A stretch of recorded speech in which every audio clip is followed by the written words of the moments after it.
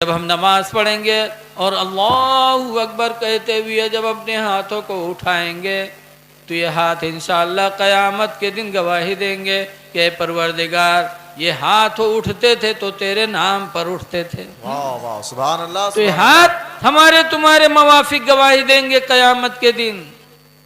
इसलिए लोगों आमाल अच्छे करो ताकि ये हाथ ये पैर हमारे तुम्हारे खिलाफ गवाहियां न दे।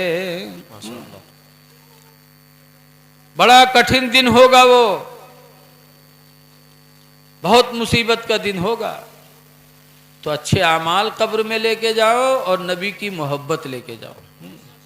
आला हज़रत फरमाते हैं लहद में इश्क़ रुखे शह का दाग लेके चले। लहद कब्र को कहते हैं।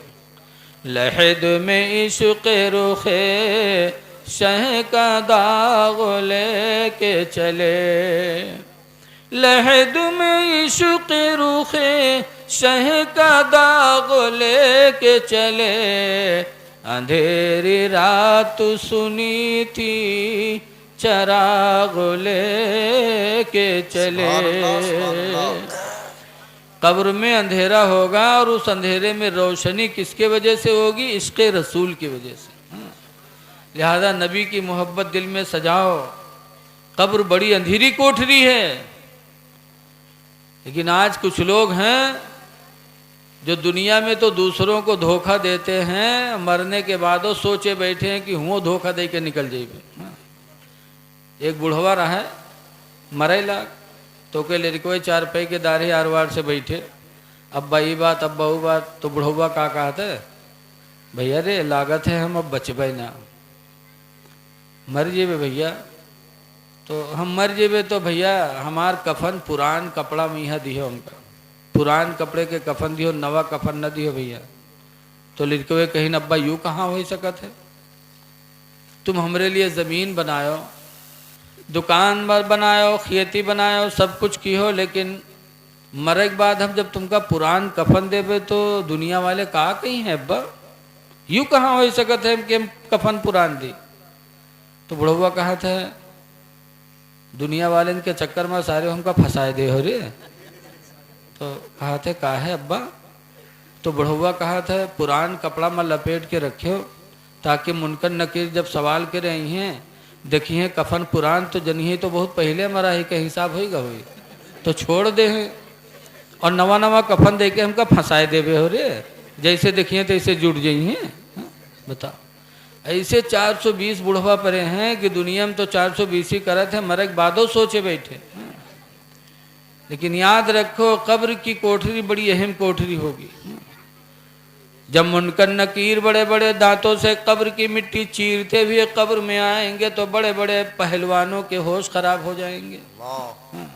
आला हज़रत फरमाते हैं खड़े हैं मुनकर नकीर सर पर, न कोई हामी न कोई यावर। या रसूल अल्लाह। खड़े हैं मुनकर नकीर सर पर, न कोई हामी न कोई यावर।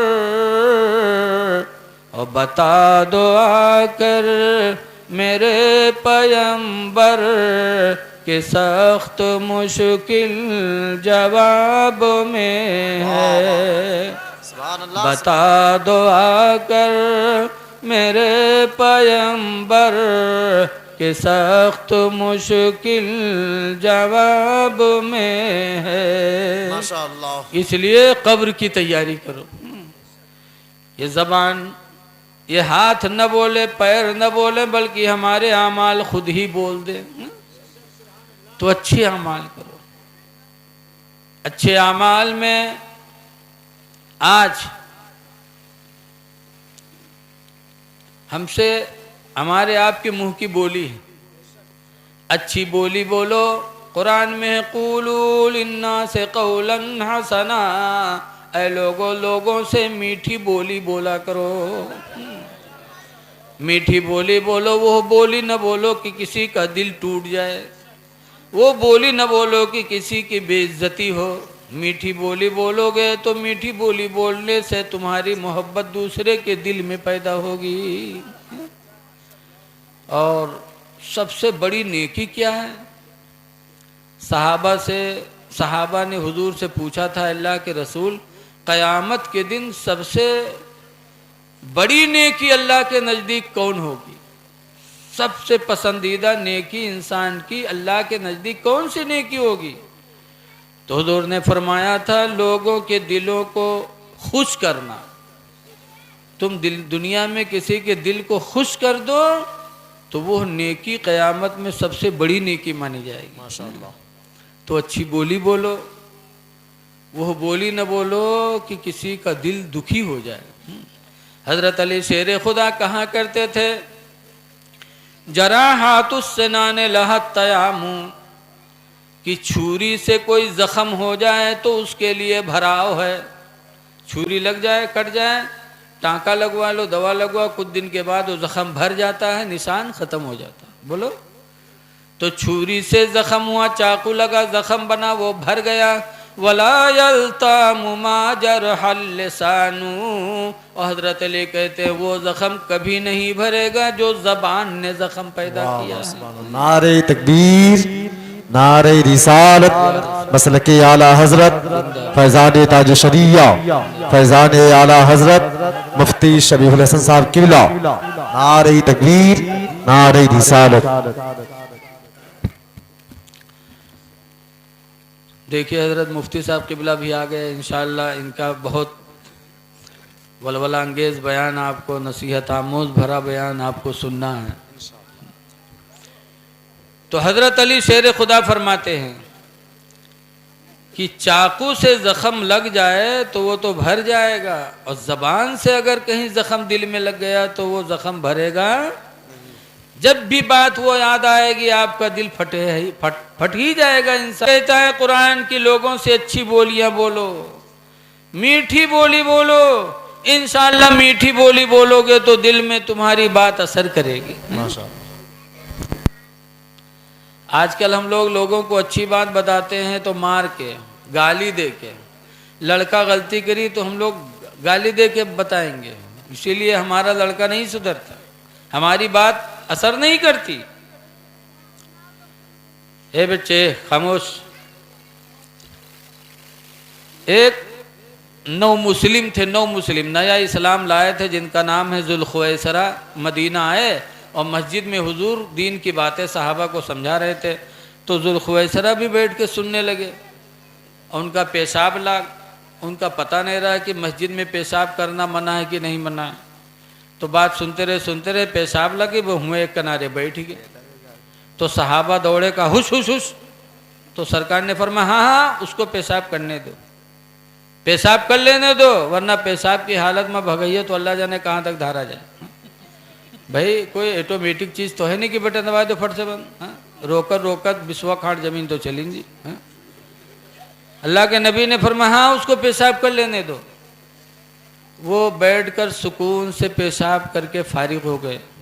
हम लोग हुए तो इतना मारा जात की हो सके तो बेहोश हो जाते मस्जिद में। अगर कोई पाखाना पेशाब कर ले तो हम लोगों का छोड़बे।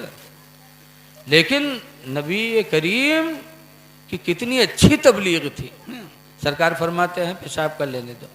जब जुल्खुवैसरा पेशाब से फारिग हुए तो सरकार ने बुलाया, और बुलाने के बाद सर पर हाथ रखा मोहब्बत से, और फरमाते हैं जुल्खुवैसरा ये मस्जिद है, इन्नमा हिया लिज़िक्रिल्लाहि, बेशक ये मस्जिद अल्लाह के ज़िक्र के लिए है, व सलाती और नमाज के लिए है, व तिलावतिल कुरान और कुरान पढ़ने के लिए है। माशाअल्लाह। ऐ जुल्खुवैसरा मस्जिद है, पाखाना पेशाब की जगह नहीं है। जैसे मेरे नबी ने सर पे हाथ रख के मोहब्बत की बोली बोली तो जुल्खुवैसरा रोने लगे और गए पानी ला के उसको धुला। दूसरे दिन फिर गए धुला, तीसरे दिन फिर गए धुला। लिखा है कि जब तक जुल्खुवैसरा दुनिया में जिंदा रहे, रोजाना जाते थे पानी लेकर के उसको धुलते थे और रोते थे कि हाय अफसोस, जो नमाज की जगह थी मैंने पेशाब कर दिया। पूरी जिंदगी रोए और उस हिस्से को धुलते रहे ये किस तालीम का नतीजा था? ये मेरे नबी की मोहब्बत की तालीम का नतीजा था। मीठी बोली में जो मेरे पैगंबर ने तबलीग किया उसका असर था। इसलिए लोगों, बीवी गलती करे तो मोहब्बत से समझा दो, बच्चा गलती करे तो मोहब्बत से समझा दो, पड़ोसी गलती करे तो मोहब्बत से समझा दो, गाली न बको, मारो ना, और ऐसी बोली भी बोलो कि कोई समझ सके। देखो आजकल अगर कोनो मौलाना आवा, अब अंग्रेजी में अगर तकरीर कही दी तो कहें बहुत बड़ा मौलाना आवा रहा है, वहाँ पूरी तकरीर अंग्रेजी में कही, और पूछो का कहीं ना कहीं नहीं तो हम नहीं जान पाए, लेकिन अंग्रेजी बहुत भरभरुआ बोलत रहा। तो बताओ, इखलाक में ये भी शामिल है कि जिससे बात करो तुम्हारी बात समझे भी। हुजूर सहाबा को तबलीग के लिए भेजते थे तो कहते थे बल्लिग फी लिसानिहिम, ऐ मेरे सहाबा उन्हीं की ज़बान में तबलीग करना ताकि तुम्हारी बात कम से कम वो समझ सकें। तो इखलाक में ये भी आता है कि जिससे कहो वो तुम्हारी बात समझे, ये नहीं कि बेचारा जाहिल है और उसे तुम अंग्रेज़ी में बात करो, जाहिल है और तुम फारसी में बात करो, तो ये इखलाक के खिलाफ है। ऐसी बोली भी नहीं बोलना चाहिए। जैसे बताते एक नवाब साहब रहे तो उनसे देहाती लोग गए खैरियत ले, कहीं बहुत दिन होएगा, वह हफ्ता गुजर गया, नवाब साहब के हाल नहीं मिला, तो 10-12 देहाती पहुँचे और नवाब साहब से सलाम की, अस्सलाम वालेकुम। तो नवाब साहब ने कहा वालेकुम अस्सलाम। उसके बाद नवाब साहब खैरियत पूछिन देहातिन से, तो अरबी फारसी हिंदी सब मिला के पूछिन, अबे दहकान ना हंजार हनूस किस्तेदार पर तकातुर अमतार बफज़ल इदद गफ़ार हुआ कि नहीं। इसका मतलब क्या है? अबे दहकान ना हंजार, ऐ गंवार देहातियों, हनूस किस्तेदार, अभी तुम्हारी खेतियों में तकातुर अमतार, बारिश के कतरे हुए कि नहीं हुए, यानी तुम्हारे खेत में पानी बरसा कि नहीं बरसा। तो ऐसे अगर पूछ ली नहीं होते तुम्हारे यहाँ पानी बरसा कि नहीं बरसा तो कह दी थी हाँ या नहीं, लेकिन उनका नवाब साहब सब मिसाल अरबी फारसी में मिला के पूछिन, अबे दहकान ना हंजार हनूस किस्तेदार पर तकातुर अमतार बफ़ज़ल इदद गफ़ार हुआ कि नहीं। तो जो रहे उताके उमा जो चौधरी रहा वो बटोरी सबका कहे चलो आओ चलिए, अभी मियाँ साहब कुरान शरीफ पढ़ा था, आओ चलिए। तो बेचारे चले गए। अब वो खैरियत पूछी ना, वो सब जाने कुरान शरीफ की तिलावत हो रही है। तो मौलाना अब्दुल मुस्तफ़ा आज़मी लिखते हैं कि इखलाक में ये भी शामिल है कि जिससे बात करो तो ऐसी बात करो कि तुम्हारा वो मुखातब समझ भी सके, जिससे बोली बोलो समझे भी कि कहने वाला क्या कर रहा है। तो कुरान कहता है मीठी बोली बोलो और उसी के समझ वाली बोली बोलो, तभी हमारी बोली दिल में असर करेगी।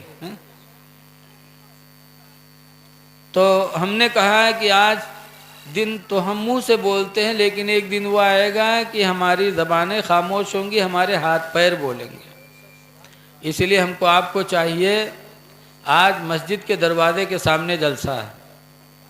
ये मस्जिद क्या है?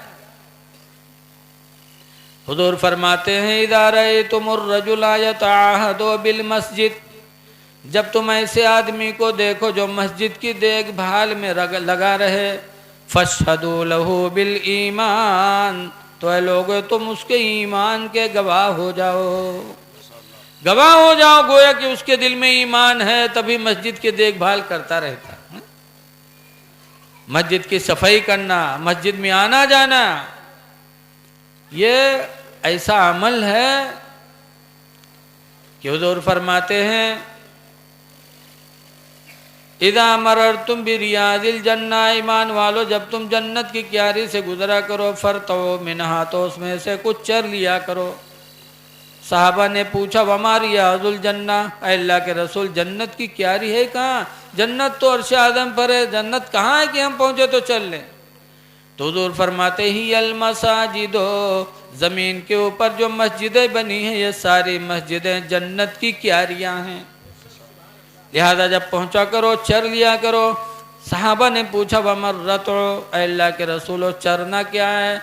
सरकार फरमाते हैं अर्रत हुआ सुबहानल्लाहि वल्हम्दुलिल्लाह।